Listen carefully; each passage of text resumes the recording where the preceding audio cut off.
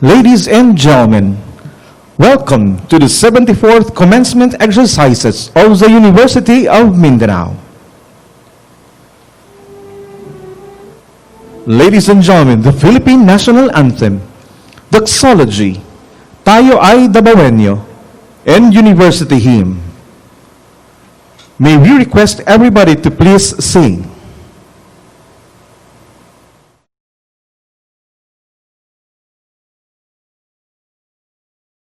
Bayang magiliw, pero sa silanganan, alam ng puso, sa dibdib mo'y buhay. Lupang hinirang, duyan ka ng magiting, sa manlulupig, di ka pasisingil. Sa dagat at bundok, sa simuya, sa langit ng bagha, may dilagang tula at awit sa paglayang minamahal.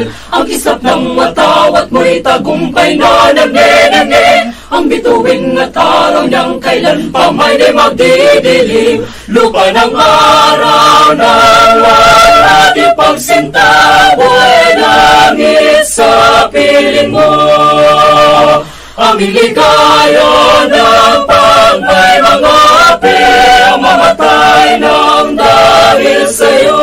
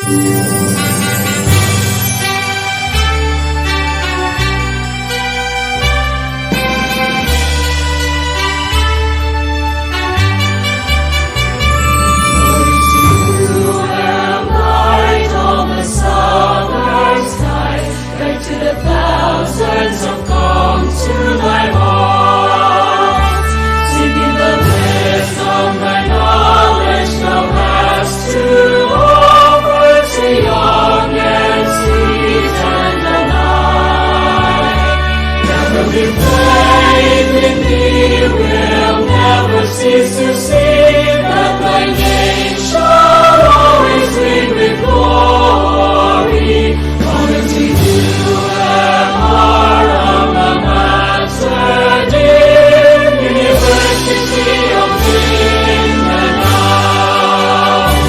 Ang labayan sa timog Mindanao, gabay ka sa aming mga kabataan. Talingod karunungan sa iyo ay makakamtan. Mananalig sa iyo ay di magbabago. Mamahaling namin ang ipangalan mo. Dakilang UM ang alma mater ko. Universidad ng Mindanao.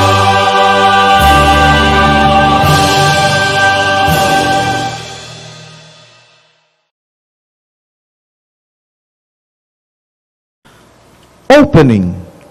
President of the University, Dr. Guillermo P. Torres Jr.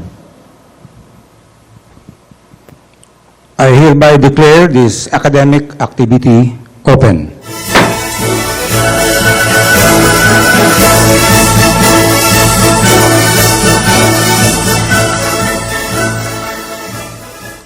Message. President of the University, Dr. Guillermo P. Torres Jr. I wish to greet everyone in today's virtual graduation ceremony for the 74th commencement exercises of the University of Mindanao. This is the first time in the history of the university to hold a virtual graduation via online with the candidates for graduation staying at their respective homes in various parts of the country. This is very challenging for all of us today. As I congratulate all the candidates, your parents and guardians, and the members of our faculty for participating in this virtual ceremony, let us all remember and dedicate this commencement service to those who were impeded to join us. Let us all remember the people who were affected by the COVID pandemic crisis. This is the first time that the Filipino people of this generation encountered the effect of the pandemic crisis. Our normal ways of doing things have been interrupted, in fact, suddenly disrupted without warning, without much time to prepare. We suddenly stopped our regular face-to-face classes for the second semester last March. Our summer classes schedules were also postponed, as well as the succeeding semestral calendar. In fact, our regular biannual commencement exercises shall also be adjusted because of the global interruption. If not for the requests of many students and parents, we would not have conducted this virtual graduation. Who would have thought that the world was to suffer from this virulence of the COVID virus, despite the advancement of modern science and medicine? Who would have imagined experiencing massive disruption in our everyday life? It was even predicted that the beginning of year 2020, the world will witness the arrival of artificial intelligence, robotic technology, and even humanoids in our daily transaction. What actually happened was we are forced to teach everyone with the basics of washing hands, coughing, and maintaining social distancing and staying at home. This global health crisis brought immense disruption in our livelihood and economic well-being. adversely affecting our social life, including education. In Davao alone, 10,000 businesses are already closed, bringing so much unemployment. About 15 schools are also closed in the city due to the various quarantine conditions. And in Manila, about 400, and other parts of the country, about 400 schools were reported to have ceased operations. We are also learning many of our parents and working students in the university have been greatly affected one way or another. Certainly, many of our students stopped schooling for the time being because of the current difficulties. This is the first time that the university has suffered from the disruption of this health crisis. The last time we had a disruption was during martial law in 1972. Classes were suspended for several months because of the implementation of martial law. Travel was restricted and curfews were imposed throughout the country. Now, what is the plan of the university? We shall try to very hard to sustain our operations and continue to provide quality and affordable education to our students. It is good to know that the university is capable of doing remote online instruction delivery to conduct online classes using the Blackboard Open Learning Management System. The conduct of in-campus face-to-face classes in the classrooms are still not allowed by the local governments, so it's prohibited indefinitely. We shall also adjust our school calendar in accordance with the government requirements. We will innovate and invest in technology to address the problems of laboratory courses, internships, practicum, field trips, and even radio broadcast learning, as we will deploy online classes through the University on Air at our radio station, DXUM AM, Davao City. Rest assured that the University of Mindanao is here to stay and to become a more resilient and stronger to face the pandemic crisis. The university is here to survive and continue to provide hope to our students, parents, and our workforce. I think this is my main message to all our graduating students in this virtual ceremony. As you enter the world of work, your first task is to become the instrument of hope and resilience. You will certainly experience the difficulties of this crisis. All the more that you need to stay stronger and durable in spirit. If you can remember 4 or 5 years ago, you entered the University of Mindanao fresh from high school. You came in so young, so innocent, uninitiated, uncertain, and even unknown in the world. 4 or 5 years later, look at yourself and be proud. You now stand tall and confident. You will leave this university more prepared, more aggressive, smarter, and wiser. It is not easy to graduate from the University of Mindanao. While you were easily admitted in your first year because of our open education policy, remember that as you progress to your next level, it is an uphill struggle and endeavor. Remember your research thesis requirements. Remember your capstones. Remember your achievement exams. Remember your competency appraisal. Remember all your difficulties, even the heavy rains, the floods, and the traffic of the city. They add up to your difficulties and challenges, and you have to survive them.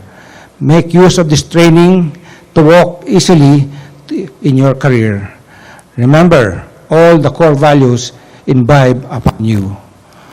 Always go back to your difficulties and ordeals as part of your lifelong learning and maturing process. Once again, I congratulate you in your graduation, and I wish to bid you good luck in your respective careers. The University of Mindanao gave and tried its best to give you the fair share of providing you with quality and affordable education so that you will have a brighter and promising future.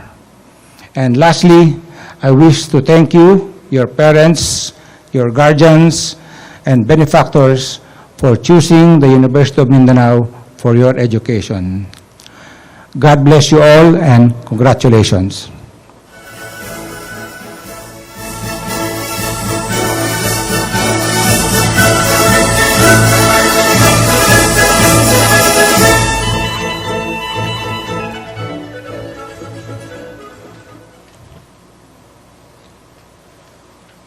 Awarding of academic honors. Dr. Ronnie V. Amorado, Senior Vice President for Academic Affairs.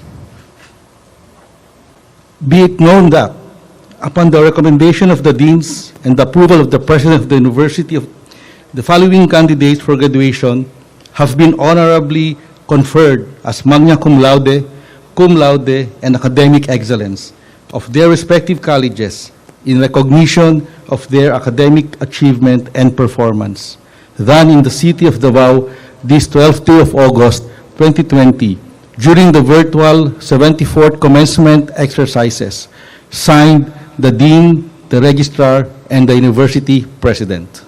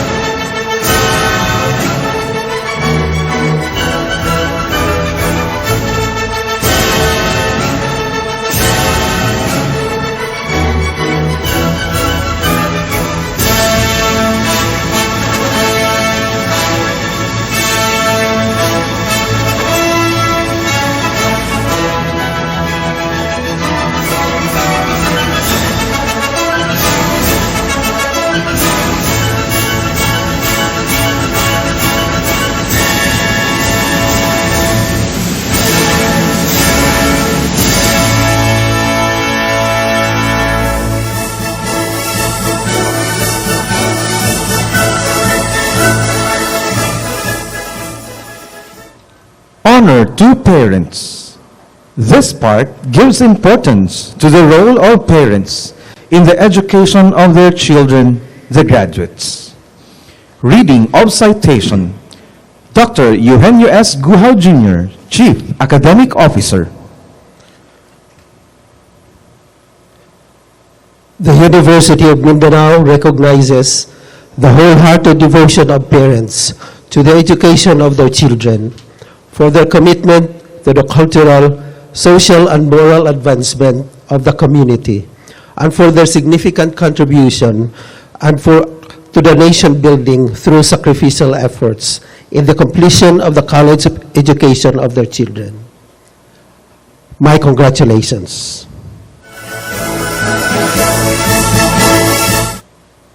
Will the candidates for graduation and their escorts please stand? Bulak sa pasalamat. Lynn Karel T. Garcia, graduating student, Bachelor of Science in Criminology.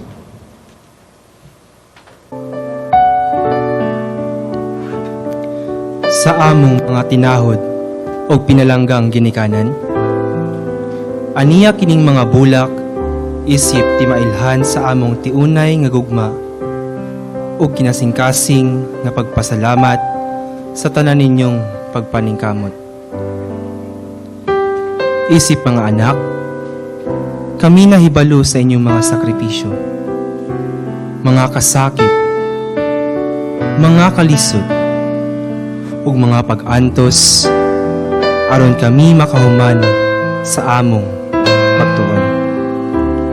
Ugma, damlag makapot namo ang among mga pangandoy. Kami nasayod nga wala mo nagulat og balos.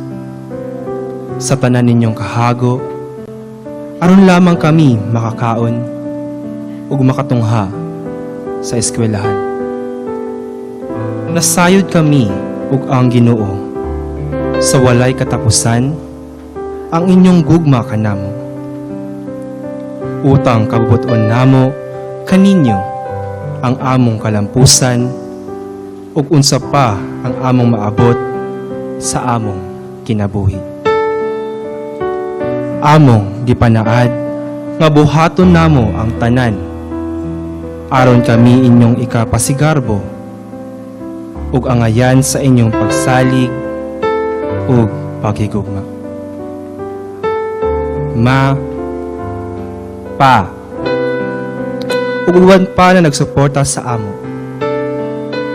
Palihog dawata kining bulak, isip bagpatuod sa pagtuman sa among mga saad. Ug walay katapusang pagigugma sa makausapa, daghan salamat. Bulaklak ng pasasalamat sa inyo, aming mga minamahal na magulang.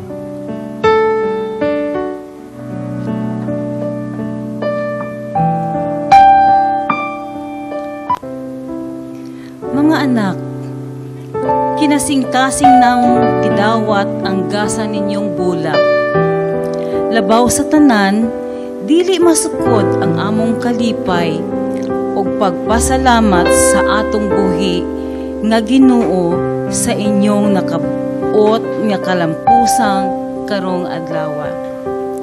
Mga anak, buot namo nga inyong mahibaw-an nga ang tibuok namong kinabuhi among itagana sa inyo.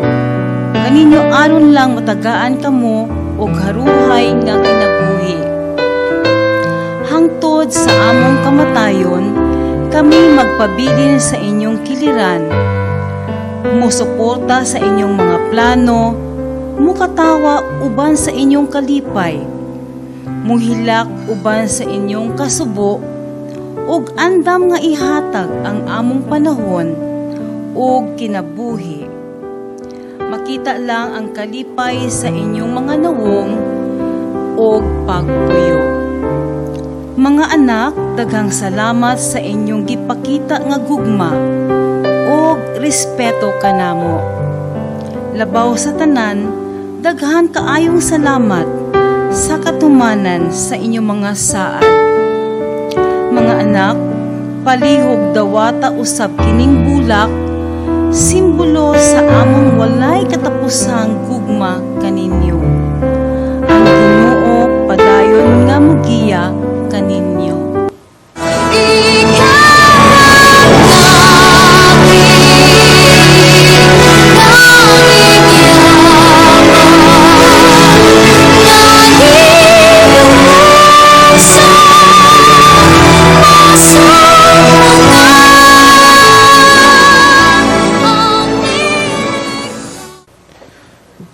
Salute to faculty.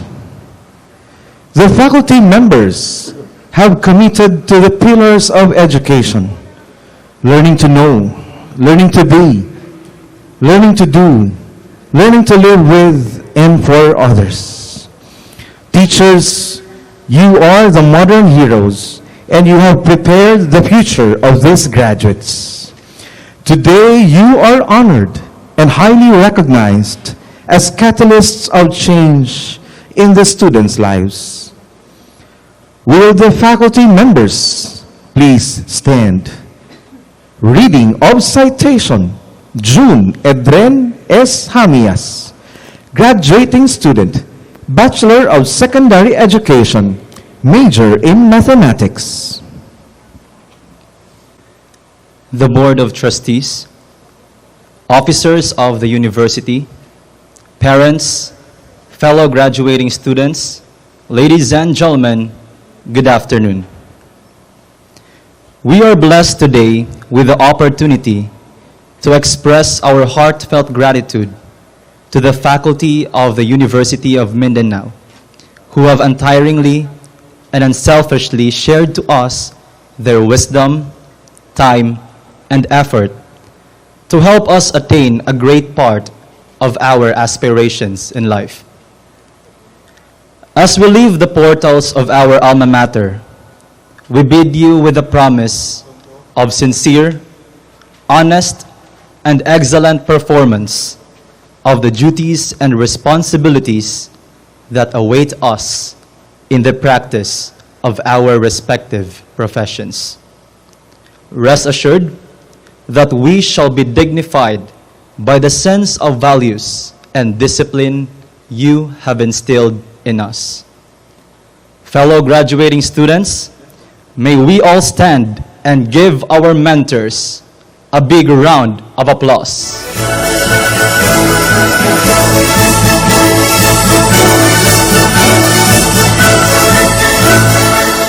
Reading of Acknowledgement. Dr. Eugenio S. Guhao Jr., Chief Academic Officer.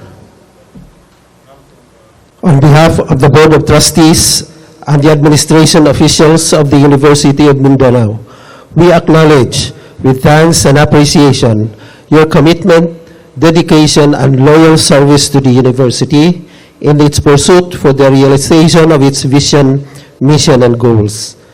Carry on your good work. Congratulations. We are very proud of you.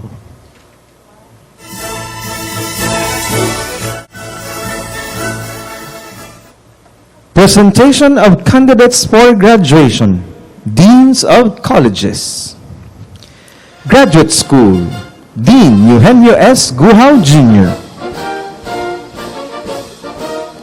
Will the candidates for graduation for the degrees of Doctor of Education with concentration in educational management, Doctor in Business Administration, Doctor of Philosophy in Management, Doctor of Philosophy in Applied Linguistics, Doctor of Philosophy in Criminal Justice with specialization in Criminology, Master of Arts in Education, Major in Educational Management, Major in Teaching English, Major in Teaching Filipino, Major in Physical Education, Major in Teaching Science, Major in Technology and Livelihood Education, Master in Business Administration, Master in Management, Major in Human Resource Management, Master in Public Administration, Master of Science in Economics, Master of Science in Criminal Justice with concentration in Criminology, Master in Library and Information Science, Master of Science in Accountancy, Master of Science in Marketing, Master of Science in Psychology, Clinical, and Master of Science in Psychology, Industrial. Please stand and be recognized.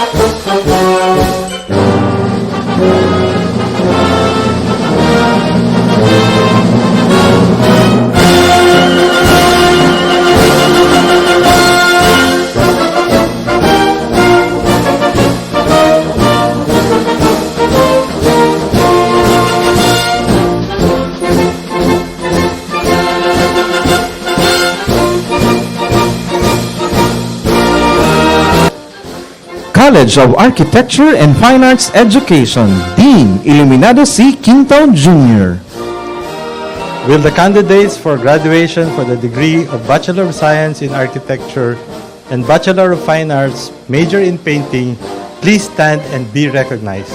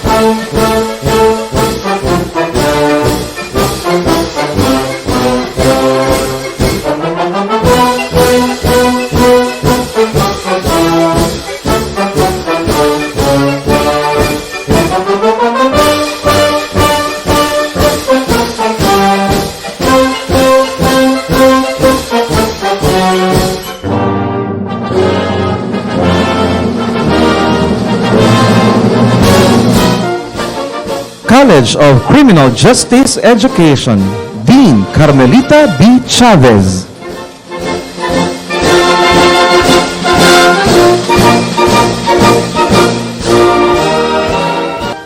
Will the candidates for graduation for the degree of Bachelor of Science in Criminology please stand and be recognized?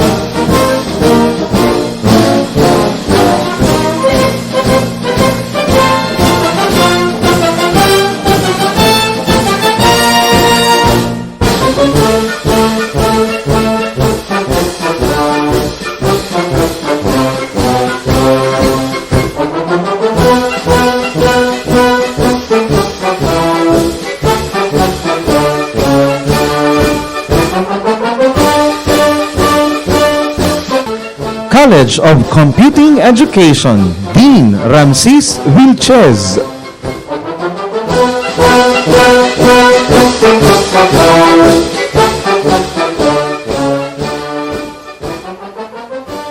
Will the candidates for graduation for the degrees of Bachelor of Science in Computer Science, Bachelor of Science in Information Systems, Bachelor of Science in Information Technology, and Bachelor of Library and Information Science, please stand and be recognized.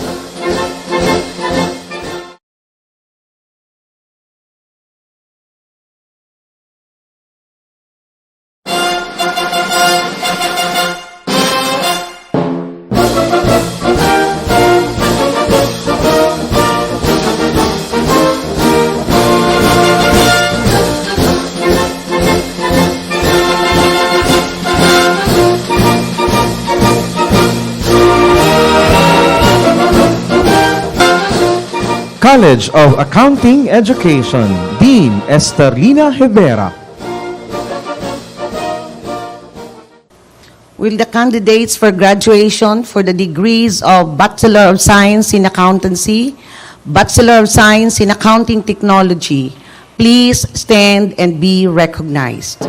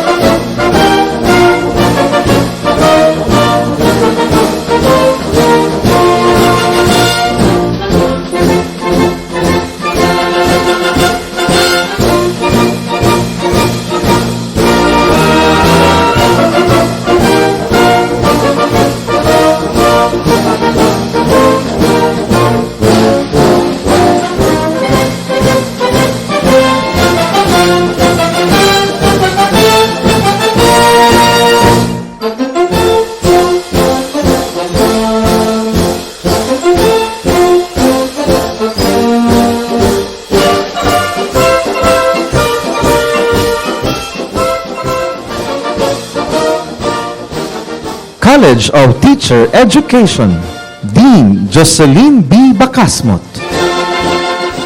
Will the candidates for graduation for the degrees of Bachelor of Elementary Education with concentration in Generalist, Preschool, Special Education, Bachelor of Physical Education, Bachelor of Secondary Education, major in Biological Science, English, Filipino, Mathematics, and Social Studies, please stand and be recognized.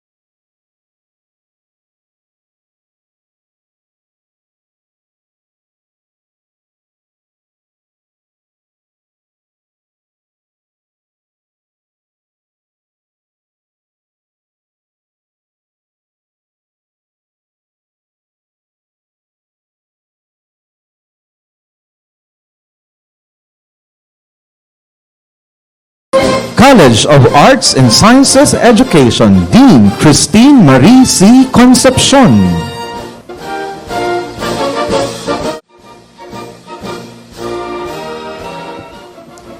With the candidates for graduation for the degrees of Bachelor of Arts, major in English Language, Mass Communication, and Political Science, Bachelor of Multimedia Arts, Bachelor of Science in Agroforestry, Bachelor of Science in Biology, Bachelor of Science in Environmental Science, Bachelor of Science in Forestry, Bachelor of Science in Mathematics, Bachelor of Science in Psychology, and Bachelor of Science in Social Work, please stand and be recognized.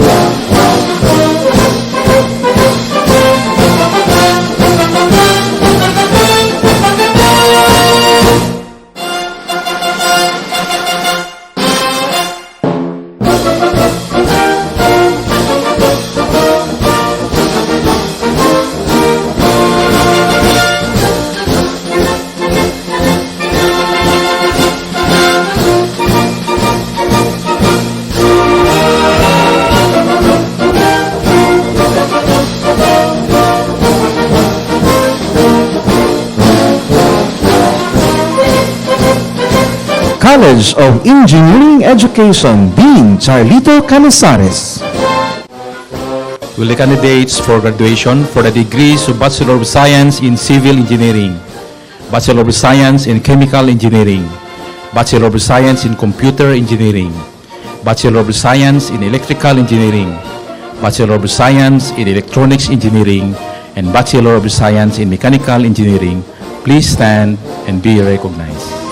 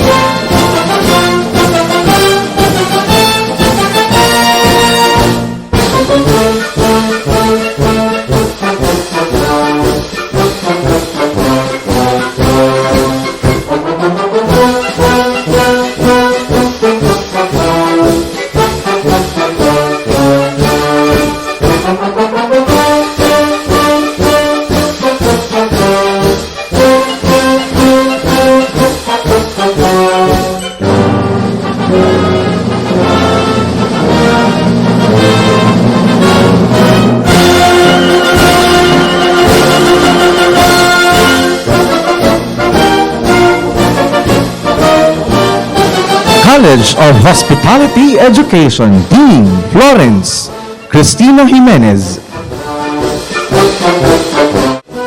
Will the candidates for graduation for the degrees of Bachelor of Science in Hotel and Restaurant Management and Bachelor of Science in Tourism Management please stand and be recognized?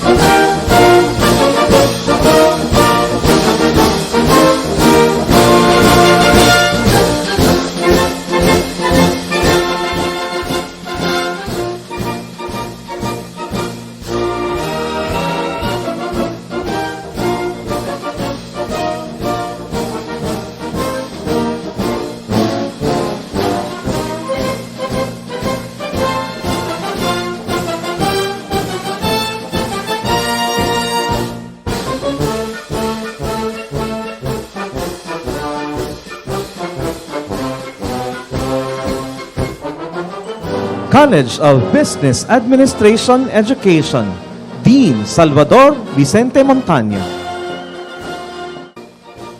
Will the candidates for graduation for the degrees of Bachelor of Science in Business Administration, major in Business Economics, Financial Management, Human Resource Management, Marketing Management, Bachelor of Science in Entrepreneurship, and Bachelor of Science in Real Estate Management, please stand and be recognized.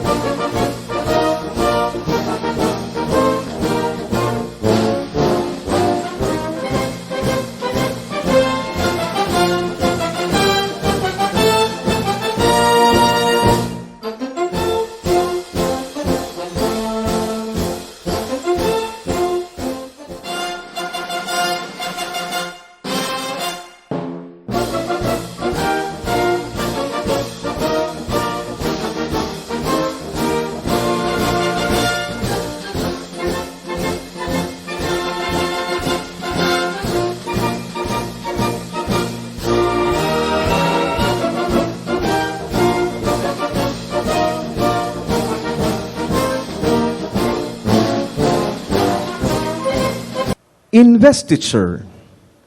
Will the parents and escorts please stand?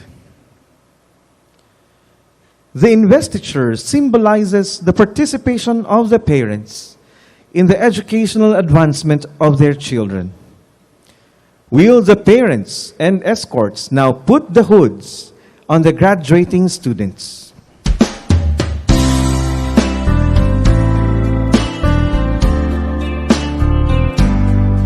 Walk with faith in your heart, and you'll never walk alone. For the faith in your heart, the world is yours to own. You never will grieve if in Him you believe and walk with faith in your heart. Petition for release of credentials. Dr. Carmencita E. Vidamo, University Registrar. Mr. President, by the authority vested in me as Registrar of the University, I have the honor to present to you the candidates for graduation who have satisfactorily completed the requirements of their corresponding degrees and certificates. Conferring of degrees. President Guillermo P. Torres Jr.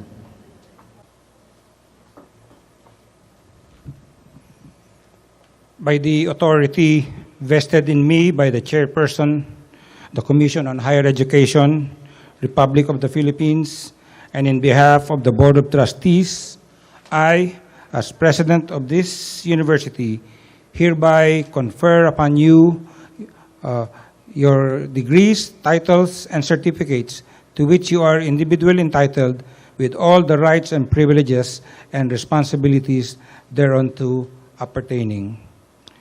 And now, in behalf of the University of Mindanao, permit me to extend to you individually my sincerest congratulations and best wishes for your continuing success.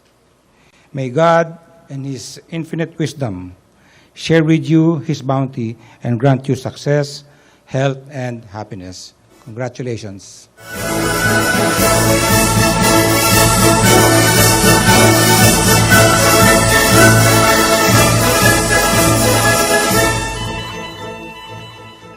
Will the graduates, parents, and escorts please stand?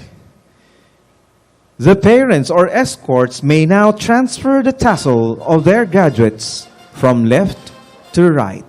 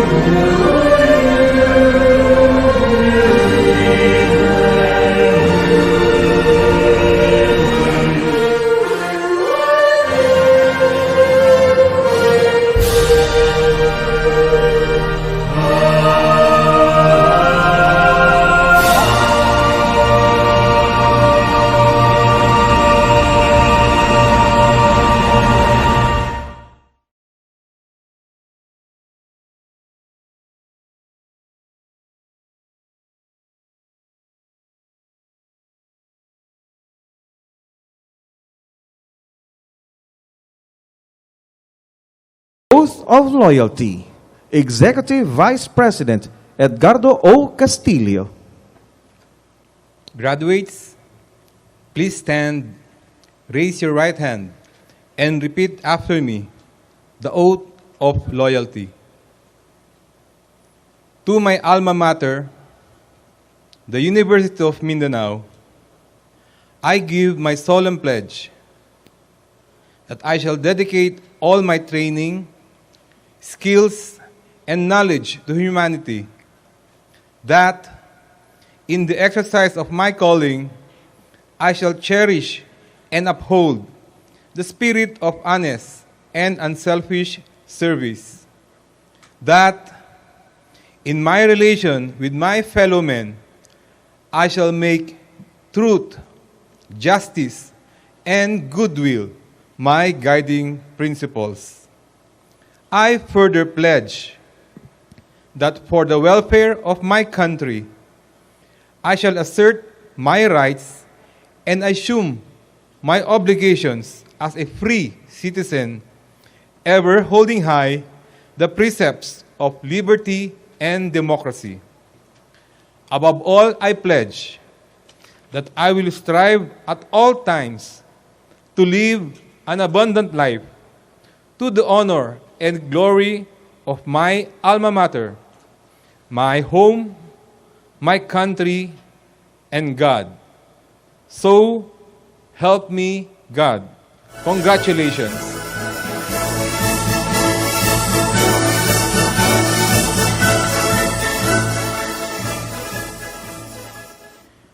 Closing, President of the University, Dr. Guillermo P. Torres, Jr.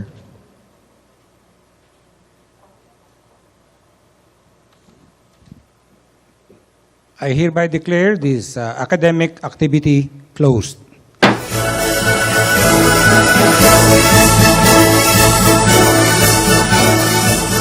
Ladies and gentlemen, the University of Mindanao Loyalty March and the University of Mindanao Victory March.